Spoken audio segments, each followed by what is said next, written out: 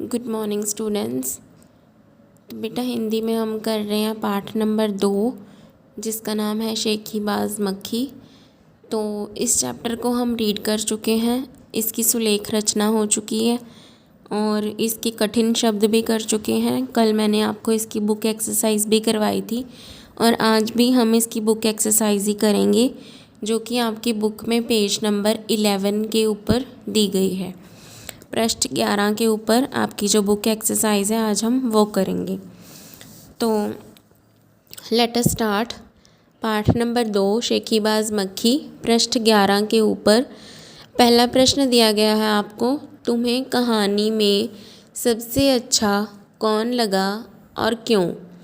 तो हमें बताना है, वो हमें पूछ रहे हैं कि हमने इस कहानी को पढ़ा है तो हमें कहानी में सबसे अच्छा कौन लगा। कहानी में कौन कौन था? शेर था, मक्खी थी, मकड़ी थी, हाथी था और लोमड़ी थी। तो हमें कहानी में सबसे अच्छी लोमड़ी लगी। क्यों लगी? क्योंकि उसने बड़ी चतुराई से मक्खी के घमंड को तोड़ा। जो मक्खी थी वो बहुत ही ज़्यादा घमंडी हो गई थी कि मैंने शेर को भी हरा दिया है, हाथी जो इतना बड़ा होता है, विशाल काय का होता है, उसने भी मुझे नमस्कार किया है, और अब ये लोमड़ी जो है ये भी एक तरह से मुझे नमस्कार करके या आगे चली गई है और इसने भी मुझे आदर से मेरे साथ बात की है। तो उसे घमंड हो गया था बहुत ज़्यादा और उसे लगा कि मकड़ी जो है वो मुझे गाली दे रही है तो क्यों ना मैं इसको भी सबक सिखाऊं। तो उसमें बहुत ज़्यादा घमंड आ गया था।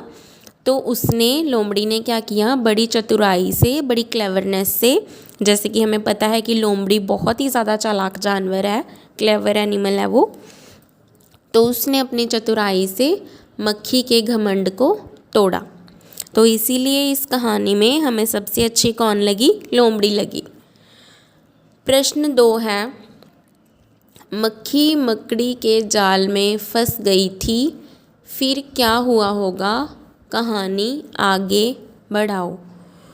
तो हमें पता है कि जो लोमड़ी है उसने मक्खी को सबक सिखाने के लिए मकड़ी के जाल में फंसवा दिया था।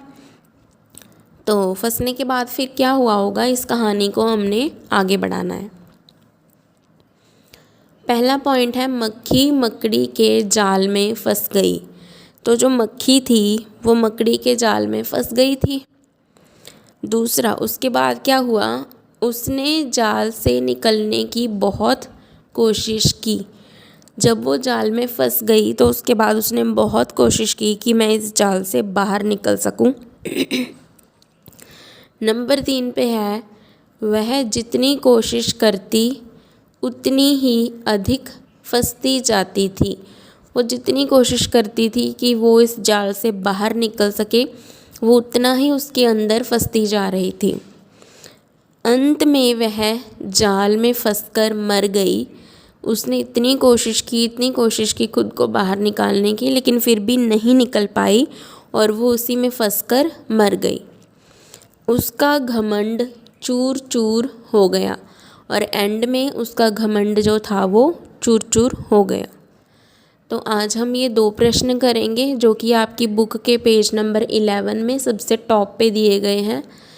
इन प्रश्नों को अच्छे से लर्न करना है, फिर सुंदर हैंडराइटिंग में अपनी कॉपी में आपको लिखना है। Okay class, have a nice day to all of you.